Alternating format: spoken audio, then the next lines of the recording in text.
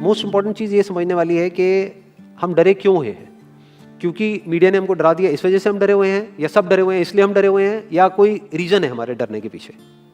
Basically जो information है जिसके बेस पे हम सोच रहे हैं वो इन्फॉर्मेशन सही इन्फॉर्मेशन नहीं है, वो कंप्लीट इन्फॉर्मेशन नहीं है, वो इनकम्प्लीट इन्फॉर्मेशन है। इस वजह से हम डरे हुए हैं। अगर एक बार क्लियर हमारे पास में इन्फॉर्मेशन आ जाए, हमको क्लियरली समझ आ जाए कि एग्जैक्टली हो क्या रहा है, तो हो सकता है हमारा जो डर है वो बहुत ही कम हो जाए या फिर बिल्कुल ही खत्म हो जाए।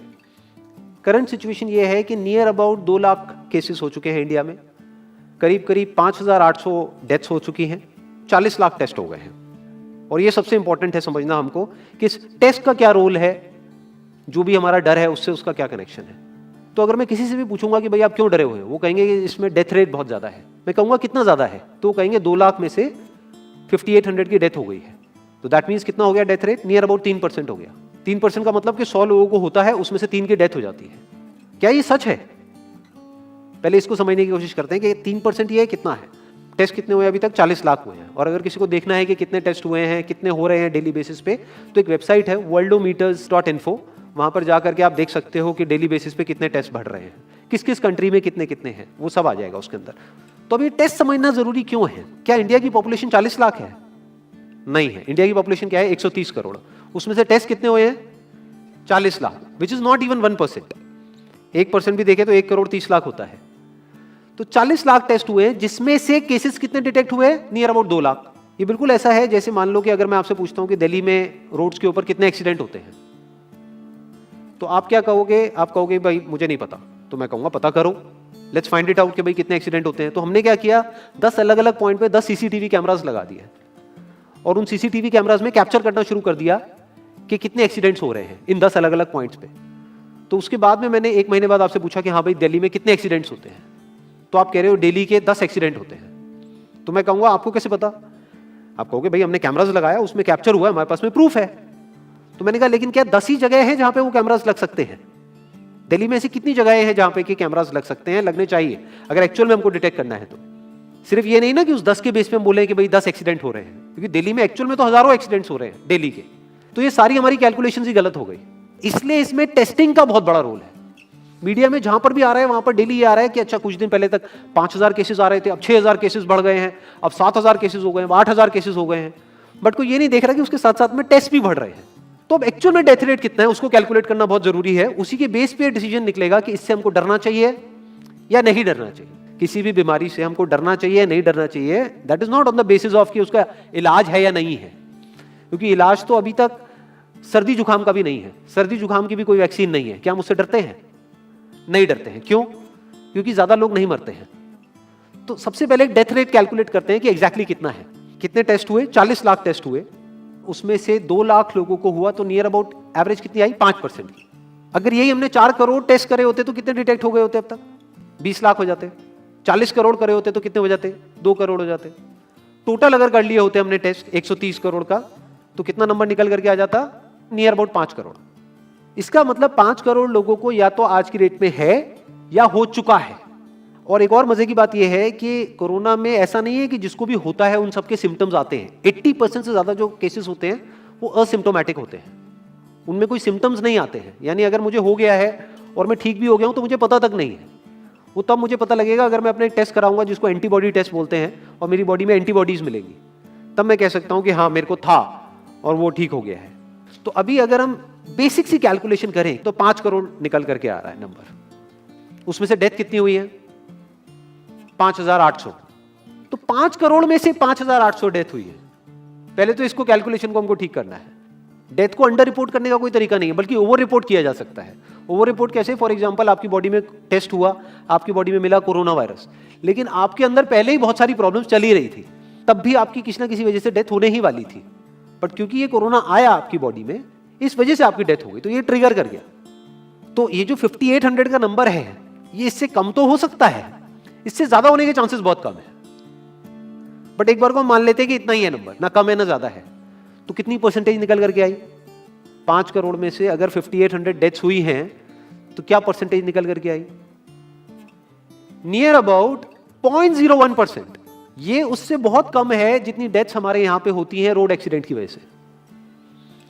हर साल की अगर हम एक कैलकुलेशन देखें तो 1.5 लाख से ज्यादा डेथ हो जाती है इंडिया में रोड एक्सीडेंट्स की वजह से। हर 4 मिनट में एक डेथ होती है रोड एक्सीडेंट की वजह से। और अगर अभी आप देखोगे सड़कों पे एक बहुत ही फनी चीज नजर आ रही है, टू व्हीलर पे जा रहे हैं, मास्क सबने लगाए हुए हैं, कभी भी नोट करना इस चीज को, हेलमेट नहीं पहने हुए, हेलमेट बहुत कम लोगों ने पहने हुए हैं। इससे हमको क्या समझ आ रहा है? क्या ये समझदारी है, बेवकूफी है? क्योंकि हेलमेट ना लगाने की वजह से उनके मरने के चांसेस उससे बहुत ज्यादा है, कई गुना ज्यादा है जितना कि कोरोना से मरने के उनके चांसेस है। तो ये डर है जो चारों तरफ फैल रहा है और मीडिया डर को और बढ़ाता चला जा रहा है। और क्योंकि सही इंफॉर्मेशन किसी के भी पास में नहीं है या सही कैलकुलेशन किसी के पास में नहीं है, ये जो अभी हम कर रहे हैं इसको मैथमेटिकल मॉडलिंग बोलते हैं। यानी एक डेटा को देख करके एक मॉडलिंग करी जाए और फिर समझा जाए कि एक्चुअल में जो सही डेटा है वो क्या है। ये नहीं कि लिमिटेड डेटा के बेस पे हम कोई भी कंक्लूजन ड्रॉ कर लें और उसके बेस पे डरते रहें। तो अगर इसका डेथ रेट 0.01% है तो हम सब इतना डर क्यों रहे हैं? क्या कुछ और है जिससे हमको डरना चाहिए, जिससे हम नहीं डर रहे हैं, जिसके बारे में कोई बात नहीं कर रहा है, जो इससे लाख गुना ज्यादा भयानक है? मतलब कोरोना से लाख गुना ज्यादा खतरनाक कुछ है जिससे हम नहीं डर रहे हैं और इससे हम डर रहे हैं। वो क्या है जिससे हमको डरना चाहिए? अनएम्प्लॉयमेंट। अभी पीछे कुछ आर्टिकल्स आए थे न्यूज़पेपर में जहां पे एक फिगर आई थी निकल करके, I am not too sure ये फिगर कितनी सही है कितनी नहीं है, जहां पे आया था कि 13 करोड़ लोग अनएम्प्लॉयड हो गए। इस फिगर से हमको डरना चाहिए।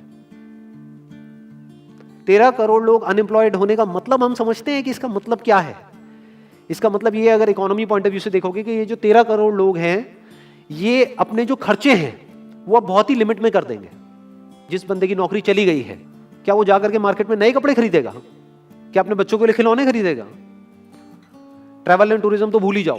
ऐसी और हजारों इंडस्ट्रीज हैं जिनकी धज्जियां उड़ जाएंगी क्योंकि डिमांड कम हो जाएगी ओवरऑल इकोनॉमी के लेवल पे। जब डिमांड कम होगी तो क्या करना पड़ेगा इन ब्रांड्स को, इन कंपनीज को क्या करना पड़ेगा, इन मैन्युफैक्चरर्स को क्या करना पड़ेगा? अपनी सप्लाई को कम करना पड़ेगा। जितनी उन्होंने सप्लाई कम करी, अनएम्प्लॉयमेंट और बढ़ गया कि आज जो नंबर 13 करोड़ है वो बढ़ करके कितना हो गया? 20 करोड़। यानी पूरा का पूरा लूप बन जाएगा। इस लूप को बोलते हैं रिसेशन, जो ग्लोबली ऑलरेडी रिसेशन आ चुका है। और अगर यही रिसेशन और डीप होता चला जाए तो उसको बोलते हैं डिप्रेशन, जहां से एक इकोनॉमी को बाहर आने में 5 से 10 साल लगते हैं। तो इकोनॉमी का पहले ही बुरा हाल था, प्लस इस कोरोना की वजह से और बुरा हाल हो गया है, प्लस जो रहा सहा हमारा जो अपना डर है वो सिचुएशन को और खराब करता चला जा रहा है। और इस डर को हर कोई बढ़ा रहा है, कोई भी कम करने का काम नहीं कर रहा है। एक्चुअल में अगर आप मेरे स्टैंड पॉइंट से देखोगे तो डरने की कोई जरूरत ही नहीं है, क्योंकि जो डेथ रेट है वो बहुत ही कम है। तो हम डर क्यों रहे हैं? सोचो। बस इसलिए कि डेथ नहीं होनी चाहिए। अगर यही हमारा ऑब्जेक्टिव है कि डेथ नहीं होनी चाहिए, मतलब हम कहते हैं कि किसी की डेथ नहीं होनी चाहिए, तो फिर तो लॉकडाउन परमानेंट हो जाना चाहिए, सड़कों पे निकलना ही नहीं चाहिए, क्योंकि सीधा सीधा 1.5 लाख डेथ बचेंगी। 1.5 लाख लोग जो हर साल एक्सीडेंट में मरते हैं उनको हम बचा सकते हैं ना, उनकी लाइफ बच जाएगी। परमानेंट कर दो लॉकडाउन को। कैसा है आइडिया? ये बिल्कुल ऐसा है जैसे मैंने एक आदमी की एक कहानी सुनी थी। उसके घर में एक चूहा घुस गया, तो उस चूहे को उसने पकड़ने की बड़ी कोशिश करी, लेकिन वो चूहे को नहीं पकड़ पाया। तो एंड में उसने क्या किया? घर पे आग लगा दी, अपने घर में आग लगा दी। उसके बाद भी चूहा तो बच करके निकल गया, घर चला गया, घर जल गया। यही हालत है इसकी, कोरोना की। इस डर को हमको खत्म करना पड़ेगा, तब जाकर के इस प्रॉब्लम का एक्चुअल में सॉल्यूशन निकलेगा, जो रियल प्रॉब्लम है। और रियल प्रॉब्लम कोरोना नहीं है। रियल प्रॉब्लम क्या है? हमारी जो इकोनॉमी है। रियल प्रॉब्लम क्या है? अनएम्प्लॉयमेंट। तो इस वीडियो के थ्रू मैं अपनी एक हम्बल रिकमेंडेशन देना चाहूंगा गवर्नमेंट ऑफ इंडिया को, या जो भी लोग एक पर्टिकुलर पोजीशन पे हैं उन लोगों को, कि हमको टेस्ट करने कम करने हैं, टेस्ट बढ़ाने नहीं है। अभी हम गलती क्या कर रहे हैं? टेस्ट बढ़ाते चले जा रहे हैं, जिसकी वजह से केसेस बढ़ते चले जा रहे हैं, जिसकी वजह से डर बढ़ता चला जा रहा है।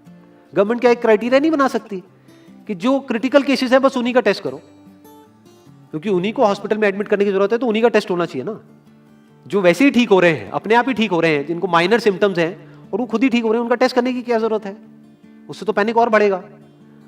अगर टेस्ट कर भी दिया तो हम करने क्या वाले हैं? उनको क्या हॉस्पिटल में एडमिट करने वाले हैं? नहीं, घर पे क्वारंटाइन करने वाले हैं। अभी जो क्वारंटाइन वाला फंडा है, ये भी जब बेस छोटा होता है तब तो काम करता है, जब करोड़ों में हो जाता है तब काम नहीं करता है। मैं अगर एग्जांपल से समझाने की कोशिश करूं, जो मेरी थॉट प्रोसेस है उसको इमेजिन करो। एक ऐसी सिचुएशन है कि हम एक घर में है और चारों तरफ से बाढ़ आई हुई है, और ये जो घर है हमारा वो ऐसा है, इसको इमेजिन करो, जहां पे हजारों दरवाजे हैं। तो हम क्या करें? इसमें से एक दरवाजे को पकड़ लें और उसी को पक्का करते चले जाएं। ये है क्वारंटीन, और बाकी के हजारों खुले पड़े हैं। एक को हम पक्का करते चले जा रहे हैं क्योंकि यहां से पानी अंदर नहीं आना चाहिए। इंडिया की पॉपुलेशन क्या है? 130 करोड़। टेस्ट कितने हुए हैं अभी तक? 40 लाख। दिल्ली के कितने हो रहे हैं? 1 लाख। महीने के कितने हुए? 30 लाख। साल के कितने हुए? 3 करोड़ 60 लाख। तो यानी कि अगर हमको सबका टेस्ट करना है तो कितने साल लगेंगे? 36 साल। तो जब हमको दिख रहा है साफ साफ कि हम सबका टेस्ट कर ही नहीं सकते, तो हम टेस्ट क्यों बढ़ाते चले जा रहे हैं? या तो सबका टेस्ट करो और सब में से सबको देख करके सबको क्वारंटाइन कर दो। ये बिल्कुल ऐसा हुआ कि वो जो घर है जिसकी मैंने अभी बात करी, या तो उसको हर तरफ से सिक्योर करो कि अगर उसके 1000 दरवाजे हैं तो एक को बंद मत करो, सारे बंद कर दो। तब आप कह सकते हो कि यहां पानी अंदर नहीं आएगा, कि हमने 130 करोड़ लोगों का टेस्ट कर लिया है, उसमें से केसेस निकल गए हैं 6 करोड़ और 6 करोड़ को हमने क्वारंटीन कर दिया है। अब ये आगे नहीं फैलेगा, अब 6 करोड़ से 10 करोड़ पे नहीं जाएगा। बट हमने टेस्ट ही करे 40 लाख, जिसमें से केसेस आए 2 लाख। अगर इन 2 लाख को हमने क्वारंटीन कर भी दिया तो बाकी करोड़ों लोग तो बाहर घूम रहे हैं ना, तो उससे होगा क्या? तो अब हमको समझ जाना चाहिए कि इसको रोकने का कोई तरीका नहीं है। तो अब इसका प्रैक्टिकल सॉल्यूशन क्या है? गवर्नमेंट की तरफ से हमको सिर्फ ये इंफॉर्मेशन चाहिए कि भैया अभी कितने बेड्स ऑक्यूपाइड हैं आपके स्टेट में, और अभी कितने और आपने अरेंजमेंट कर रखा है और कितने और कर सकते हो। अब वो बेड चाहे किसी हॉस्पिटल में हो चाहे किसी होटल में हो। और प्लस ये इंफॉर्मेशन क्यों नहीं जा रही लोगों के पास में कि इतना डरने की जरूरत नहीं है जितना आप डर रहे हो। हाँ ठीक है, प्रिकॉशंस लो, सेफ्टी मेजर्स लो, सोशल डिस्टेंसिंग को मेंटेन करो, लेकिन इतना डरने की जरूरत नहीं है जितना आप लोग डर गए हो, क्योंकि डेथ रेट कम है। ये इंफॉर्मेशन जानी चाहिए अब लोगों के पास में, वक्त आ चुका है। अगर ये नहीं गई तो प्रॉब्लम सॉल्व नहीं होने वाली इकोनॉमी के लेवल पे। कॉन्फिडेंस खत्म हो चुका है, रियलिटी को हमको पहले समझना होगा। अभी प्रॉब्लम क्या हो रही है? हम कह रहे हैं कि हाँ कंस्ट्रक्शन एक्टिविटीज अलाउड है। गवर्नमेंट को क्या लग रहा है अलाउड बोल करके सारी प्रॉब्लम सॉल्व हो जाएगी। अलाउड तो हो गई, बट मेरे जो फ्रेंड्स हैं जो कंस्ट्रक्शन इंडस्ट्री में हैं वो बता रहे हैं कि लेबर ही नहीं है, लेबर सारी अपने गांव चली गई है। तो अब कौन कंस्ट्रक्शन करेगा वहां पे? अब ये लेबर चली तो गई है, इसको वापस कैसे बुलाओगे? मीडिया में अगर रोज ये दिखेगा कि केसेस बढ़ रहे हैं, केसेस बढ़ रहे हैं, केसेस बढ़ रहे हैं, वापस आएंगे वो लोग? 1 से लाख नहीं आएंगे। तो उनको मीडिया में क्या दिखना चाहिए, न्यूज में क्या दिखना चाहिए कि अब ये प्रॉब्लम सॉल्व हो रही है। तो लोगों के अंदर का डर निकलना चाहिए। यानी जो भी मैंने अभी तक कहा, अगर मैं उसको सम अप करूं तो वो क्या है प्रैक्टिकली, अगर पॉइंटर्स में सॉल्यूशन देखा जाए। नंबर 1 मोस्ट इंपॉर्टेंट, टेस्ट धीरे धीरे हमको कम करने हैं, बढ़ाने नहीं है। दिन के 1 लाख टेस्ट हो रहे हैं, मैं ये नहीं कह रहा कि एकदम से 10,000 कर दो, 1 लाख के 90,000 कर दो, एटलीस्ट बढ़ाओ मत। समझ गए? 1 लाख के 1.5 लाख टेस्ट मत करो दिन के, 2 लाख मत करो, क्योंकि तब भी 36 साल लगेंगे पूरा करने में। अगर आपने स्पीड डबल भी कर दी तब भी 18 साल लगेंगे। 18 साल तक तो पता नहीं ये बीमारी कहां होगी, किसी को याद तक नहीं होगा। तो करना क्या है गवर्नमेंट को? अगर थोड़ा सा सेंसिबली चले कि टेस्ट को धीरे धीरे कम करते चले जाओ, यानी 1 लाख से 90,000 कर दो, फिर कुछ दिन बाद 80,000 कर दो, फिर 70,000 कर दो। इसकी वजह से क्या होगा? मीडिया में केसेस कम होते हुए दिखेंगे, अखबारों में केसेस कम होते हुए दिखेंगे। हर जगह पे जहां पे अभी आ रहा है कि अभी तक की सबसे बड़ी फिगर, आज तक के सबसे ज्यादा केसेस, वो सब धीरे धीरे कम हो जाएंगे। कम मीडिया में पैनिक फैलेगा, कम पैनिक फैलेगा लोगों में, धीरे धीरे लोग बाहर निकलना शुरू होंगे, जो अभी नीड ऑफ द आवर है। धीरे धीरे लोग बाहर निकलेंगे, धीरे धीरे डिमांड बढ़ेगी, धीरे धीरे लोगों में कॉन्फिडेंस आएगा, धीरे धीरे लोग जो गांव चले गए हैं वो वापस आएंगे। एक्चुअल में काम शुरू होगा, ऑन पेपर नहीं कि काम शुरू हो गया है, एक्चुअल में लोगों का काम शुरू होगा, लोगों का काम शुरू होगा, इकोनॉमी शुरू होगी। बिल्कुल ऐसा है जैसे 2 महीने के लिए आप किसी गाड़ी को बंद करके कहीं पे रख दोगे राज में, तो क्या होगा? बैटरी डाउन हो जाएगी। उस वक्त क्या करना पड़ेगा? उसको धक्का मारना पड़ेगा। तो अभी उस धक्के की जरूरत है, जंप स्टार्ट की जरूरत है। अब जो टाइम है वो डरने का नहीं है, इस डर को खत्म करने का है। क्योंकि कोरोना ने जितने लोगों को नहीं मारा, ये डर मारने वाला है असलियत में। तो अब इस डर को खत्म करने का टाइम आ गया है। अब हम सबको मिलकर के दिमाग ये लगाना है, ये नहीं कि डर को कैसे बढ़ाएं, बल्कि दिमाग ये लगाना है कि डर को कैसे कम करें या खत्म करें, और लोगों के कॉन्फिडेंस को कैसे वापस से लेकर के आए।